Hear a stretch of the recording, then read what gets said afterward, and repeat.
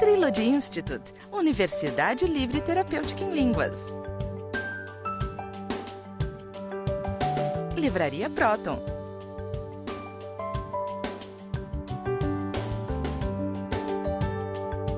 Instituto Kepp Pacheco de Ciência e Tecnologia. Olá, caros telespectadores do nosso programa O Homem Universal. Hoje, por exemplo, nós vamos tratar de um livro muito importante de autoria de Norberto Kepp, intitulado A Libertação pelo Conhecimento, a Idade da Razão. Neste livro, o Dr. Kepp faz uma análise sob o ponto de vista psicopatológico do motivo pelo qual a nossa civilização ainda não atingiu a idade da razão, a tão decantada idade da razão, a tão esperada, almejada, principalmente pelos filósofos do iluminismo francês, e em parte também do iluminismo inglês, e por todos os admiradores, da evolução da civilização e da humanidade. Então, o que existe de errado dentro do ser humano? Que ele adota uma conduta oposta à racional, oposta ao equilíbrio, estendendo a sua irracionalidade a todos os campos de atividade humana, chegando ao ponto em que estamos, no momento, de estarmos destruindo, até de forma consciente, conhecida, as nossas condições de sobrevivência. Olá, Dr. Kepp. Eu gostaria, inicialmente, falar sobre essa ideia que campeia o mundo todo e que veio de Sócrates, A ideia de Sócrates era que a questão do conhecimento seria fundamental para o ser humano agir desta ou daquela maneira, que o conhecimento seria a base de tudo, inclusive da questão da escolha, do tipo de vida, do tipo de afeto. Então, a ideia do Sócrates é que o ser humano gosta daquilo que conhece e que se houvesse um conhecimento assim fundamental sobre tudo, o ser humano seria perfeito. E depois Freud falou a questão da histeria, que o centro da neurose estava na histeria. Agora, ele falando da histeria como centro da neurose, ele queria falar, então, que era mais o sentimento o centro. E que a base de todos os problemas da humanidade estaria na histeria. Mas eu gostaria de dizer que não é bem a histeria e não é bem o conhecimento o centro. Eu vou pôr um quadro aí para os senhores verem. Origem das doenças. No centro, Cláudia, tem a paranoia, Isso. A paranoia é o sistema pelo qual o indivíduo ataca o mundo todo porque ele acha que o mundo todo é inimigo dele. É o indivíduo desconfiado. O Freud fala do segundo aspecto no desenvolvimento da personalidade e que ele coloca, então, a paranoia, a avareza, ligada à questão de dinheiro, do poder. Então, a ideia tradicional seria essa, que o indivíduo, ele, primeiramente, ele tem uma atitude de oposição. Por causa da desconfiança, ele tem uma atitude de aversão ao bem. Então, todas as pessoas que teriam mais capacidade, que mostrariam problemas, então, seriam pessoas atacadas pela humanidade. A gente pode pôr aí, os pensadores, os grandes literatos, o próprio Cristo, que a humanidade tem essa tendência de brecar o conhecimento, porque o conhecimento é ligado, portanto, é ligado à questão da emoção, é ligado, portanto, à questão de ética. Se o indivíduo não quer ver o mal que pratica, então ele nega o conhecimento daquilo. Então veja o mesmo cartaz para completar a explicação. sendo a paranoia o centro, todas as doenças, veja aí, histeria, esquizofrenia, angústia, fobia, epilepsia, depressão, catatonia, obsessões e doenças até físicas, né, doenças orgânicas e até doenças sociais seriam oriundas dessa atitude de desconfiança que o indivíduo tem, que o ser humano tem.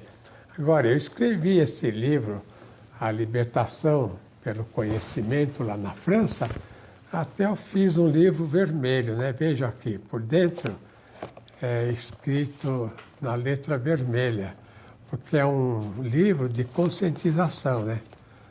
Que o vermelho é a cor que mais, vamos dizer, atinge o interior do ser humano, atinge o corpo, né? Então, eu coloquei 3 frases, 3 capítulos que eu gostaria de falar rapidamente. Veja aí esse cartaz. A libertação pelo conhecimento, a idade da razão. Primeira parte. Os problemas do conhecimento são ligados à corrupção. O ser humano tem uma violenta oposição ao conhecimento. Por causa justamente da corrupção.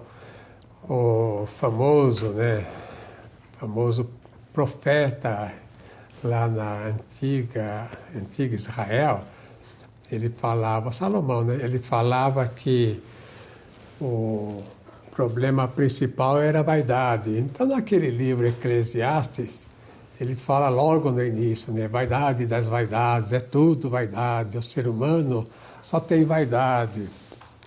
É um grande pensador e talvez o maior de todos no sentido religioso.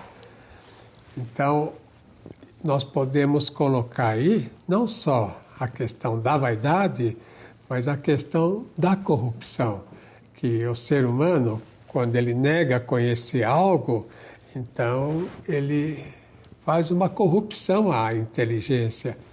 Então, não é questão só dos sentidos, né, que o ser humano não gosta de ver, que é assim ciumento, que é invejoso, que é megalômano, que é irado. O ser humano não gosta de conhecer também as coisas, justamente porque se conhecesse, teria que ver como ele é no fundo. Então veja em segundo lugar o que eu falei. O ser humano inconscientiza o que sabe, por causa da própria corrupção. Então, como ele não tem coragem, né, de ver como ele é, as corrupções que ele faz, a gente pode até comparar uma coisa com outra.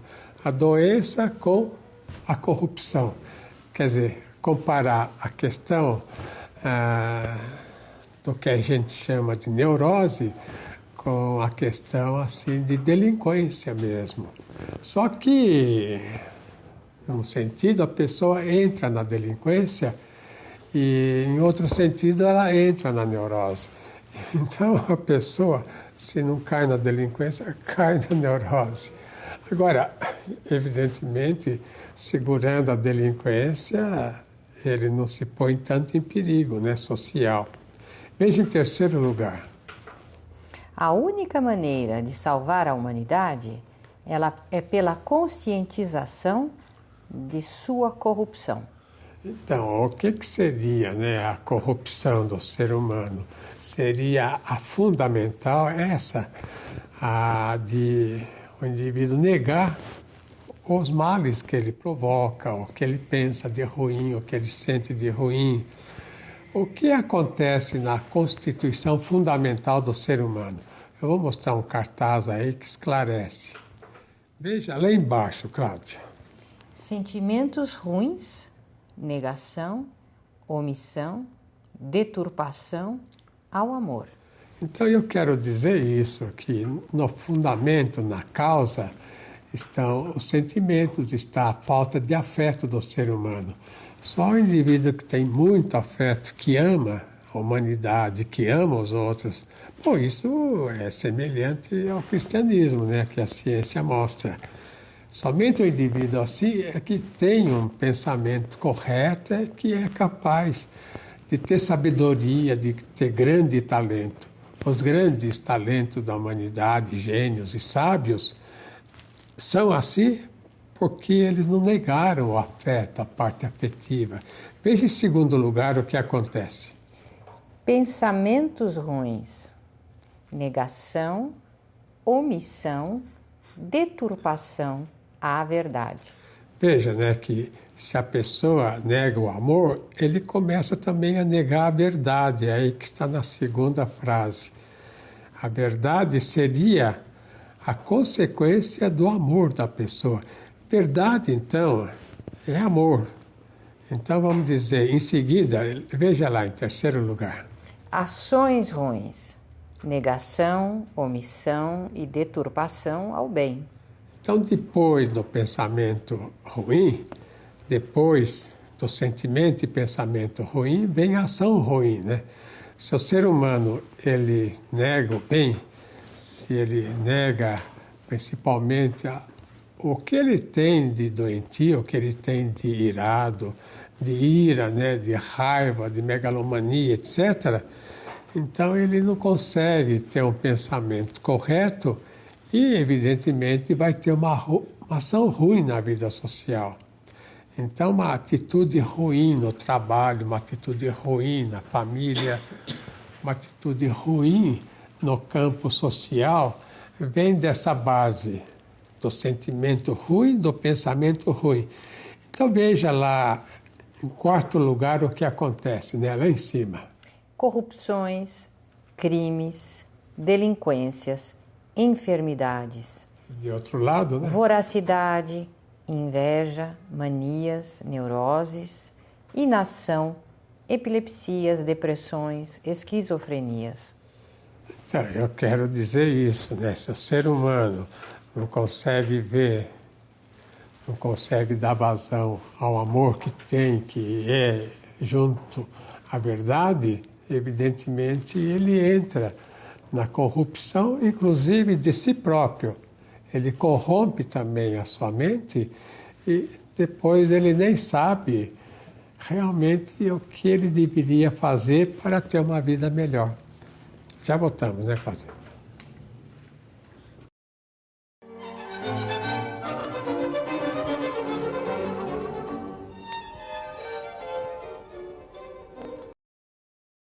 A key inversion in science. Always we are trying to extract energy from a material element. And its negative consequences. We provoke serious imbalances in nature. Corrected now with the Kepi Motors disinversion of physics. And we developed a way to have mechanical power with very little electricity. This will make a big change not only in energetic efficiency, but also it will bring better energy in homes because it's magnetic energy.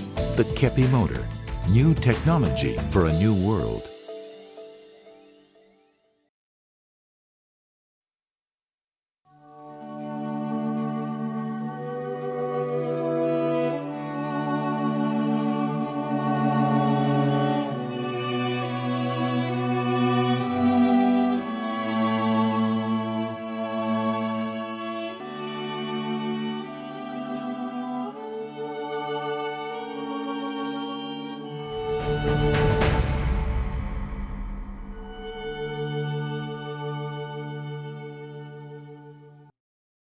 Neste livro, A Libertação pelo Conhecimento, onde o Dr. Kepi trata em profundidade o problema da corrupção no ser humano e na sociedade como uma consequência, ele diz o seguinte, que o único poder que é do ser humano é o poder de corrupção, porque todo outro poder, bom, belo e verdadeiro, é um poder que ele recebe, né, do Criador e que faz parte da vida.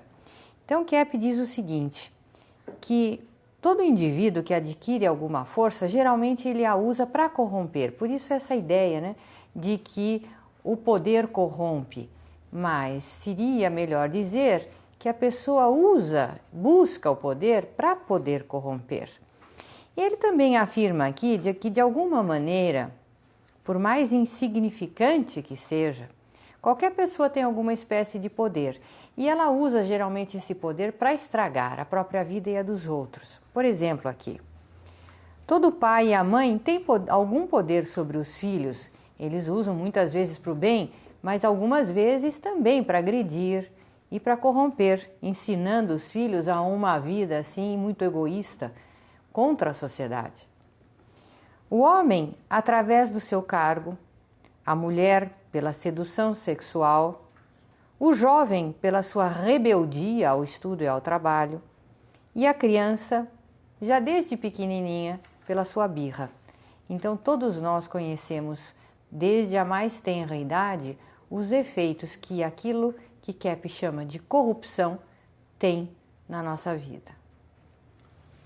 Eu vou mostrar aí praticamente o criador da filosofia, que ele era na Grécia, assim, um prefeito que havia lá e muito estudioso de filosofia, e que ele estudou as bases do ser, né? Que o ser humano é um ser e não o não ser. Então que o ser era diferente do não ser, é claro, né? Isso é vamos dizer, da própria lógica, da própria razão que todas as pessoas têm. Então veja a imagem dele. Parmênides, 530 a 460 a.C. Então, Parmênides foi praticamente o criador do pensamento grego e do pensamento correto. Depois do Parmênides chegou então Sócrates, colocando aquela famosa frase, né? Conhece-te a ti mesmo. Então aí a civilização praticamente começou na Grécia Antiga com essa ideia do indivíduo se conhecer. E é o que está faltando atualmente, porque o que Freud fez é uma continuação de Sócrates. Então ele quer que o ser humano se conheça, e principalmente no sentido assim psicopatológico, né? No sentido doentio. Porque se o ser humano não perceber as suas doenças, não perceber esses defeitos tremendos que tem, o ser humano não vai conseguir conduzir a humanidade, a sociedade a um fim assim calmo, a um fim feliz, ao final, vamos dizer, daquele famoso, né, reino de Deus que todo mundo espera. Então, depois de Sócrates, o famoso discípulo foi Platão. O nome dele era Aristócles, né? Ele tinha uma fronte muito grande. Então, o que Platão trouxe, né, para a humanidade? Veja aí. Ideias de Platão. Primeiro, que a proveniência do ser humano é diretamente do ser divino. Então, Platão quis dizer isso, só que ele coloca essa proveniência como aquele famoso, né, caminhar junto com os deuses lá no Olimpo. A Grécia Antiga considerava a existência de muitos deuses. Então ele tinha uma dialética errônea. E nisso foi o grande erro de Platão e de outros autores, mais tarde, inclusive Kant, inclusive Hegel, e todos os cultores, né, em geral, a maior parte da filosofia e da ciência moderna, Descartes, que trouxe dois princípios, corpo mais alma, como vamos dizer, dois elementos diferentes, e não que o ser humano seja um só elemento, uma energética, sob dois aspectos. Quer dizer, então os senhores podem dizer, mas como acontece, né? O indivíduo morre e acaba, ele quando perece, ele sobra esse espírito, como nós chamamos, de alma, por uma, vamos dizer, concedência de Deus, né? Porque, na realidade, teria que voltar novamente a ter corpo na eternidade, porque o ser humano viverá para sempre como ele é atualmente. Só que numa imagem melhor, né, do que nós somos, aquelas pessoas que são melhores. E numa imagem pior, aquelas que não aceitaram, né, a eternidade. Então veja, em segundo lugar, o que Platão fala. O conhecimento é de caráter infuso. Ele falando, né, que essa ideia dele, que a alma veio do Olimpo lá e lá tinha os conhecimentos, então que o ser humano teria captado esses conhecimentos lá desse local dos deuses. E não que na criação a própria estrutura do ser humano leva a não só ele ter consciência de tudo que existe, que ele está existindo. Não precisa dizer para uma criança nova que, por exemplo, em vez de dar mamadeira com leite, dá mamadeira com pimenta, e a criança não perceba isso. Mais tarde vai perceber os animais que são nocivos daqueles que são amigáveis, né? Quer dizer, o ser humano tem uma ciência infusa até hoje, e essa ciência infusa é brecada por essas questões que o ser humano tem, principalmente de inveja. Ele não quer ver a realidade com a qual ele foi assim agraciado. O ser humano nasce como um verdadeiro assim indivíduo de grande capacidade, sábio, etc. Mas ele não consegue cultivar isso por causa da inveja, né, da megalomania. Então a doença é isso, evitar o próprio indivíduo ser inteligente como ele é na origem. É por isso que a criança, ela fala a verdade, né? Às vezes a criança educa mais os pais do que vice-versa, porque a criança fala a verdade, ela é capaz de enfrentar o que acontece, fala ingenuidade, né? Mas ela é mais, vamos dizer, pura. Por quê? Porque ela está mais próxima do ser divino. Então veja em terceiro lugar o que Platão falou. A existência, ela vem do interior. Quer dizer, do interior para o exterior, né? Então, o que o indivíduo sabe, o que o indivíduo sente, tudo que existe no exterior, o indivíduo traz de dentro para fora. De maneira que, se existe, por exemplo, a sabedoria, ele capta nesse interior puro que ele tem, nesse interior perfeito com o qual ele foi criado. E que ele conserva, e é claro que a maior parte rejeita. E também a maldade, né? Se ele for um indivíduo mau, ele é por impulso dele. Isso não vai depender nem dos pais, muito menos, né, dos pais, da família e da sociedade. Ele pode ser santo no meio de delinquentes e pode ser um delinquente no meio de santos. É uma escolha dele. Veja em seguida, quarto lugar. O bem como fundamento de tudo. Platão teve o nome de divino. Então, o que acontece é isso aqui. O bem com o qual o ser humano foi criado, esse bem é que o ser humano tem rejeitado, né? Agora vamos ver as perguntas, né? De hoje. O primeiro aspecto que eu acho muito interessante desse livro, A Libertação pelo Conhecimento, de Norberto Kepp, é essa frase: a humanidade não chegou ainda à idade da razão. Porque eu acho que nesse capítulo e nessa frase, Dr. Kepp vai explicar 3 conceitos fundamentais do livro. Primeiro, que a verdadeira razão não é um raciocínio, como se pensa, mas inclui o amor.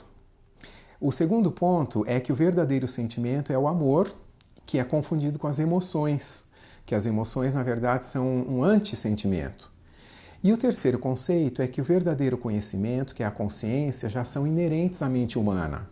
Então o ser humano rejeita essa consciência, não usando a verdadeira razão, que é sinônimo de amor. Nesse livro, A Libertação pelo Conhecimento, o Dr. Kepp mostra que nós ainda não vivemos aquela chamada idade da razão. Então, desde que Freud ele mostrou que o ser humano ele é movido por fatores inconscientes, isso significa que é um grande erro a gente achar que a civilização ela é feita pela lógica, pela razão. Então, por exemplo, desde que você não conheça o que se passa no seu interior, o seu raciocínio vai funcionar muito mais de acordo com emoções neuróticas do que realmente por uma lógica. A inteligência, por exemplo, do ser humano, ela é muito mais uma espécie de um receptor do que se passa no interior do ser humano. Se ele tiver muitas emoções neuróticas, inconscientizadas, a inteligência dele vai funcionar no sentido muito mais de construir uma paralógica do que uma lógica, com consequências muito graves. Um exemplo disso é o psicopata, que ele aparentemente tem um raciocínio lógico, mas na verdade ele é um doente mental grave. A pessoa quer resolver todos os problemas no exterior, o que significa que não quer ver qualquer dificuldade em si mesmo. Então é muito comum que os jornais falam, e pessoas falam sobre grandes corruptos que ficam desviando dinheiro para eles. E pessoas não querem ver que nós todos temos essa questão de corrupção em nosso interior. Até no caso dos grandes corruptos, que, como nós chamamos, eles também, desviando esse dinheiro, eles fazem grande dano para a própria vida, próprio interior deles. O Dr. Kepp mostra os elementos necessários para você conhecer, para você ter o autoconhecimento. Então, o que seria? Você tem que conhecer a sua alienação, a sua desonestidade, a sua maldade. São vários elementos que ele vai chamar de corrupção. Então, nessa primeira parte, ele mostra a importância muito grande de conhecer essa corrupção que nós fazemos. Por exemplo, se uma pessoa te fala uma verdade e você nega e você sabe que é verdade, você está fazendo uma corrupção com você. E essa corrupção vai te trazer consequências.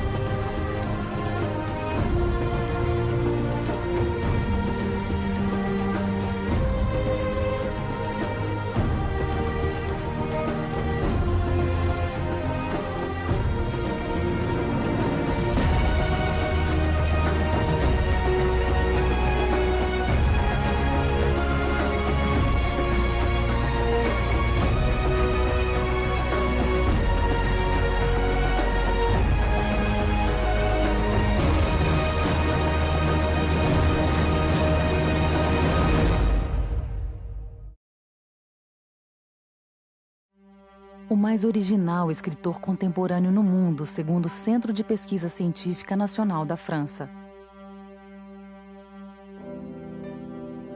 Nesses tempos de incerteza e conflito, surge um trabalho de extraordinária clareza moral, visão e esperança.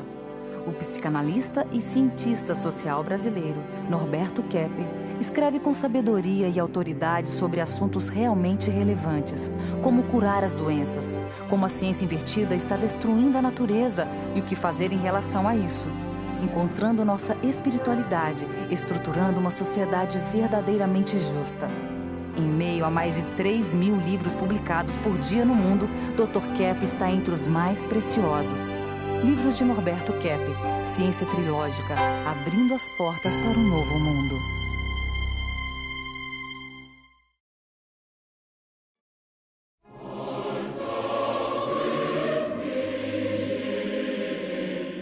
A origem das enfermidades psíquicas, orgânicas e sociais. A capa deste livro constitui uma homenagem ao grande psiquiatra francês Philippe Pinel, que no ano de 1798 libertou os doentes mentais das prisões que os amarravam fisicamente a verdadeiras masmorras que eram os hospitais psiquiátricos. A intenção do psicanalista Norberto Kepp com este livro também é a de libertar os doentes psicológicos de seus sofrimentos, ansiedades e angústias, que são os grilhões internos que acorrentam o ser humano às suas enfermidades.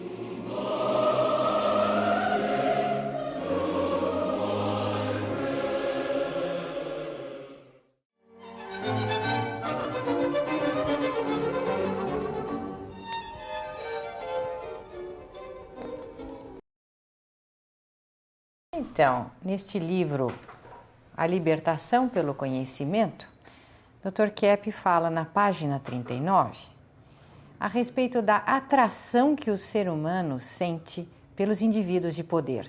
E ele comenta aqui algo interessante, que essa atração não é ligada, por exemplo, à inteligência, ao brilhantismo desses indivíduos, porque a maioria deles tem uma inteligência bem medíocre. Não é também algo ligado à bondade deles, porque o que predomina nas suas ações é justamente a maldade e a ambição. É algo além disso, como se fosse uma espécie desses indivíduos poderem fazer o que eles querem. A pessoa tem poder para fazer o que quer, o bem, o mal, para poder corromper sem nenhuma consequência. E é por esse motivo que esse termo corrupção é frequentemente ligado à vida política, embora ela se manifeste na vida de todos os cidadãos. Eu vou colocar aí um cartaz para mostrar o seguinte, que a questão da revelação é uma questão fundamental. E essa revelação é como a palavra diz, né? É uma atitude assim de se revelar, de aparecer no interior do ser humano e depois da própria sociedade, realidades que geralmente uma civilização que se atrasa muito ainda não tem. Veja o cartaz. A origem da civilização. Revelação. A revelação é o principal fundamento. Veja, embaixo tem a teologia, que conforme a ciência fala, né, o conhecimento fala, a teologia seria a revelação divina, né, que profetas e Cristo e santos assim revelam para o mundo, né? E a filosofia também é revelação, também é a mesma coisa, só que é no campo, vamos dizer, da razão. E também a estética é o terceiro elemento, que é também uma revelação. Um artista pode revelar um mundo maravilhoso, como os artistas clássicos, né? Ou então um mundo terrível, um mundo negativo, como pseudo-artistas que tentam revelar só a miséria que tem no mundo.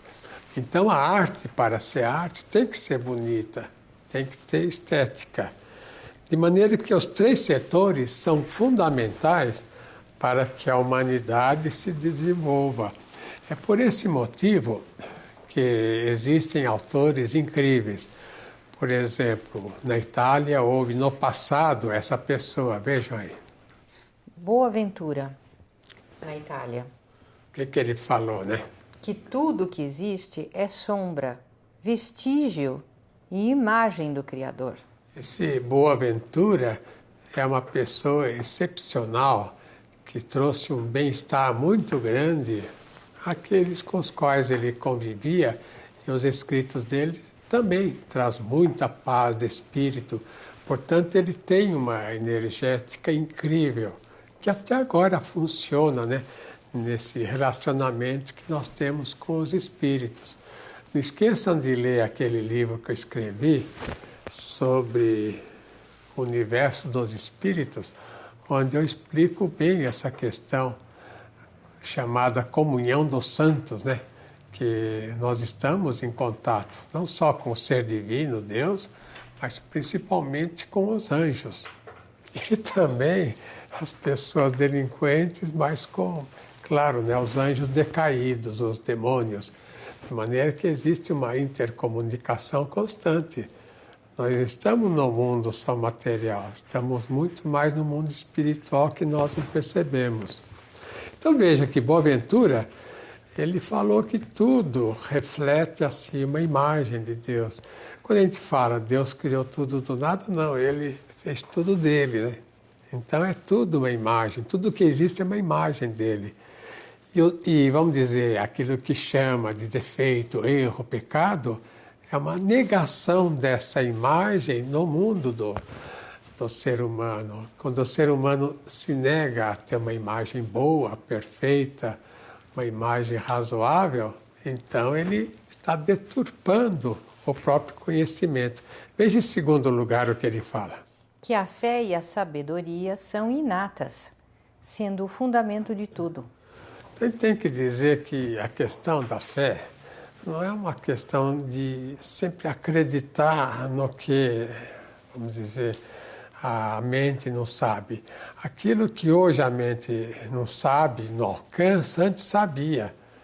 Quer dizer, agora precisa uma revelação para o ser humano perceber, né? Uma verdade assim teológica. E antes não havia essa necessidade. Quer dizer, antes o ser humano estava em contato. Então a fé que o indivíduo tem é acreditar naquilo que existe. Não é acreditar no que ele não sabe que existe. Naquilo que ele sabe que existe e que ele tem uma imagem mais ou menos assim, vaga no interior dele, mas tem essa imagem. Portanto, é acreditar numa coisa que existe na própria inteligência dele. Veja em terceiro lugar. O conhecimento é implícito. Com a existência de Deus, trouxe soluções fundamentais para o conhecimento humano. Então, notem, né, que se os senhores verificarem os grandes cientistas, pensadores, os grandes assim, artistas, todos eles foram muito ligados à questão da revelação, muito ligados à questão da crença. Seja lá o Buonarroti, né, que fez a Capela Sistina, Michelangelo, né, na Itália, que fez aquele trabalho fenomenal lá com aquelas imagens, né, Moisés. Ele, quando acabou de esculpia Moisés diretamente assim no mármore. Fez aquela imagem maravilhosa. Quando ele acabou de esculpir a imagem, ele bateu no joelho com aquela machadinho que ele tinha e falou, por que não fala? Ele próprio ficou encantado, dizendo, por que ele não fala agora? Para ver a genialidade do artista, né? E os outros grandes artistas, mesma coisa. É por isso que um artista assim ligado à revelação, ligado ao pensamento, à razão, é extraordinário na história assim, da civilização. E veja outro indivíduo de característica incrível. Bernardo de Claraval, 1090-1153. Esse é na França, né? A França foi um país excepcional. Talvez o país mais importante na humanidade, além da Grécia Antiga, de Roma Antiga, na Itália. A França foi o país que trouxe para o mundo os elementos fundamentais para a civilização. Veja o que o Bernardo de Claraval falou. Que o caminho para o conhecimento é, primeiro, a humildade, que é o caminho do autoconhecimento. Segundo o que ele falou. A compaixão ao próximo. E terceiro, a contemplação de Deus. Então nota que ele coloca aí o elemento teológico como fundamental. E ele que criou muitas igrejas naquele tempo e conventos, porque ele pensava que o reino de Deus viria dos conventos. Veja que coisa interessante. Viria, portanto, de pessoas mais reclusas do mundo. E não que viria com o mundo, né? Com as pessoas do mundo, com todos nós. Então, todos nós, eu e vocês, todos nós estamos participando da criação desse novo mundo que está para acontecer agora. Então, veja a finalidade do trabalho dele. O bem, né? O bem ao próximo e a edificação de si mesmo. Bernardo foi mais místico, teólogo, do que pensador. Então vamos ver agora as perguntas. Uma das tônicas mais fortes desse livro, da libertação pelo conhecimento, do Dr. Keppe, é que o ser humano ele corrompe aquilo que ele sabe. Eu, como professor de línguas da Escola Milênio, tenho um caso de um aluno que não aprendia línguas de jeito nenhum em outras escolas. Então ele veio à nossa escola por causa disso. E quando eu perguntei o que ele fazia, ele trabalhava no setor de emergência de um hospital. E eu perguntei para ele assim, mas por que você não aprende? Ah, professor, eu sou muito tímido, eu tenho um complexo de inferioridade. Então eu perguntei para ele, mas o que você faz no hospital? Aí ele mudou completamente, o olho dele cresceu e falou assim, professor, eu dou vida às pessoas. Elas chegam praticamente mortas na sala de emergência e eu revivo elas. Então, no fundo, os senhores notam que eu falei para ele que ele não tinha complexo de inferioridade, mas complexo de superioridade. Ele se achava como um Deus, capaz, por exemplo, de dar vida ao ser humano. E essa atitude era totalmente inconscientizada. Então ele acabou percebendo que ele não conseguia falar a língua porque ele não queria mostrar que não sabia tanto quanto os outros dentro da sala de aula. Quando ele conscientizou isso, ele passou a aprender melhor. Então é uma corrupção que ele fazia contra o conhecimento. Um outro aspecto que eu gostaria de comentar sobre esse livro é a seguinte frase: a idealização é a forma mais comum para evitar o conhecimento da verdadeira realidade. Porque o que acontece é geralmente que o indivíduo fica em dois extremos. Ou ele se idealiza, ou ele censura esse conhecimento da verdadeira realidade que se dá através da sua consciência. Então, a verdadeira terapia é aquela que ajuda a pessoa a admitir, a aceitar essa consciência que já está nele e não querer mudar toda hora, achando que vai melhorar, mas na verdade está corrompendo essa consciência. Por exemplo, eu tenho uma aluna que ela mora aqui nos Jardins, tem uma família boa, um marido bacana, e ela sempre fica falando que a vida dela é ruim, que os filhos são ruins, que a vida é ruim. Quando você está tomado por essa emoção, você está numa emoção neurótica, o que vai causar uma ideia errada. Você tendo uma ideia errada, você está numa irrealidade. Então você não vive o seu mundo presente, a sua vida atual. Você vive numa fantasia de uma emoção que não existe. Dr. Keppe fala, atualmente é necessário conhecer o que é doente para alcançar a realidade total. É esta verdade que nos libertará internamente. Então, na terapia, uma pessoa estava falando que ela estava conversando com outra pessoa e na análise ela percebeu que ela sentiu bastante angústia nessa conversa. O que ela viu na outra pessoa? Ela viu bastante talento, esforço, assim, qualidades na outra pessoa. Mas então ela reagiu com inveja, mas ela escondeu essa inveja de si própria e sentiu essa angústia. Então, o trabalho do Keppe é justamente ajudar a pessoa a reconhecer o que acontece lá no nosso interior.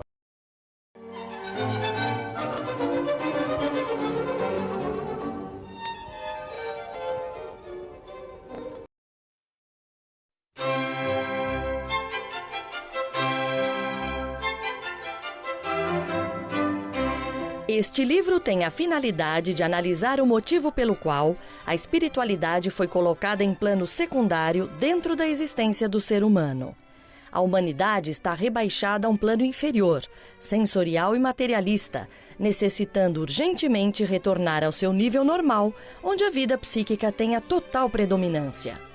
Leia Teologia Trilógica Científica, de Norberto Keppe, e participe dessa enorme mudança interior e exterior que já teve início na Terra com os indivíduos mais realistas.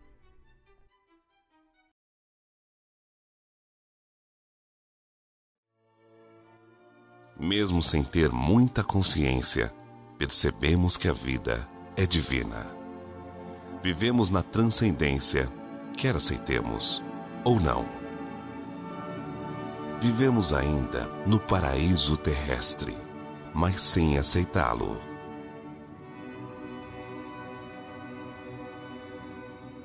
Atacamos o que de mais belo, bom e real existe.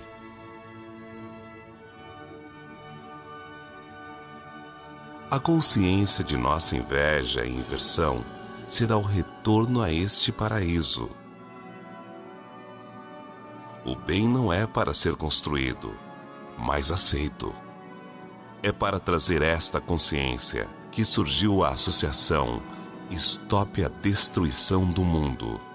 Estamos resgatando o mundo para o bem. Junte-se a nós.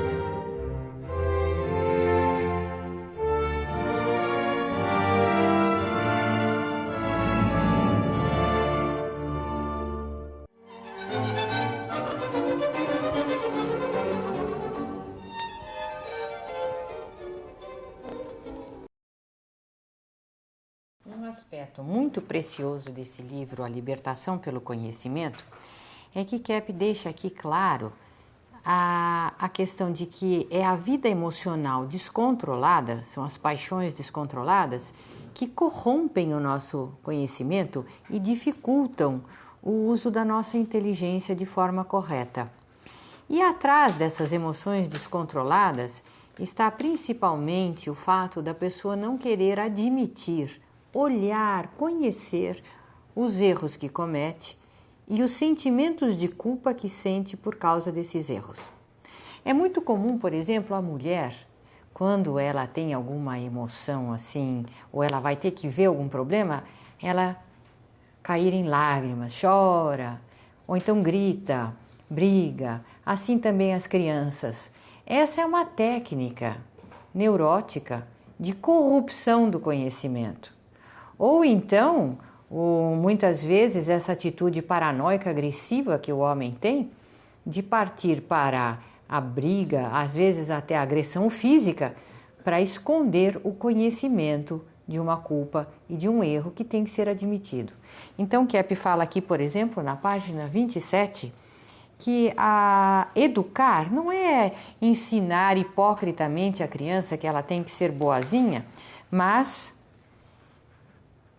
ele diz que educar é conduzir o indivíduo de encontro ao conhecimento de sua maldade e dos sentimentos de culpa provenientes. Na segunda parte do livro, sobre a libertação pelo conhecimento, eu escrevi 3 princípios assim fundamentais. Veja aí na tela. Libertação pelo conhecimento, idade da razão. Segunda parte, conhecimentos parciais, divisão. O ser humano doente é aquele que se priva da razão. Então, notem que se os senhores conversarem com uma pessoa muito doente, principalmente as psicóticas, né?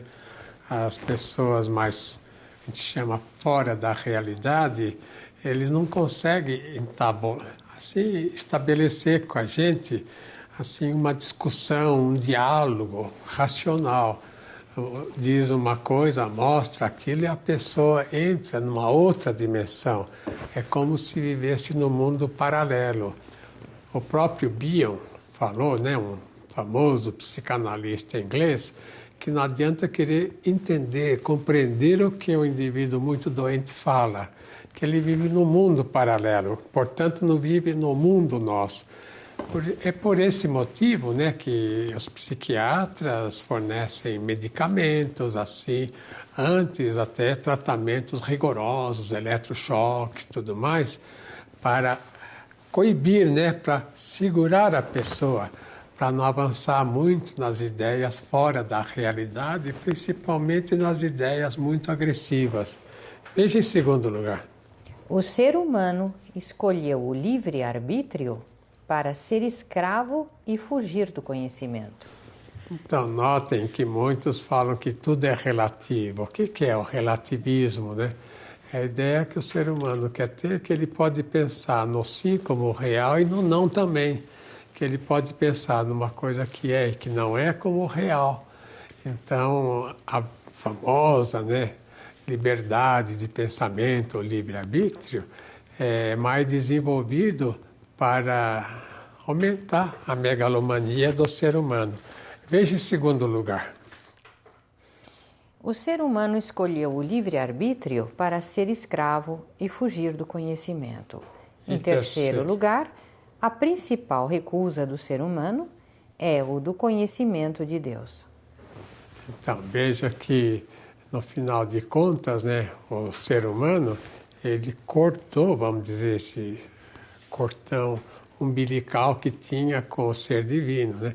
E é por isso, aí perdeu a ética, perdeu até mesmo os outros fatores fundamentais, né? O conhecimento infuso, perdeu os outros elementos fundamentais para uma vida razoável na humanidade. Veja esse cartaz aí agora. A neurose consiste também na omissão, negação e na deturpação ao conhecimento. Então, o que é a neurose sob esse ponto de vista, né? Se a pessoa rejeita o afeto, rejeita o bem, rejeita a aceitação, como Platão falou, né? Que o bem é o fundamento da vida. Que se a pessoa se priva desse bem, se a pessoa entra naquilo que se convencionou chamar de mal, que é a privação do bem, então o ser humano também para de conhecer o que deve. Se o ser humano fosse honesto com o bem, ele teria uma sabedoria, um desenvolvimento intelectual incrível. E veja uma pessoa que abordou muito essa questão.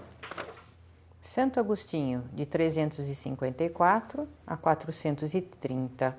Então, ele dizia da questão do conhecimento intuitivo, ele era platônico, né? Que a humanidade tem o que precisa dentro dela para se desenvolver bem. Agora, eu fiz um quadro, esse quadro nós fizemos na Espanha, para mostrar como o fator intelectual é ligado ao fator afetivo e o fator estético também ligado ao fator afetivo e ao fator intelectual. Veja o quadro. Esquema social sobre a realidade humana e social.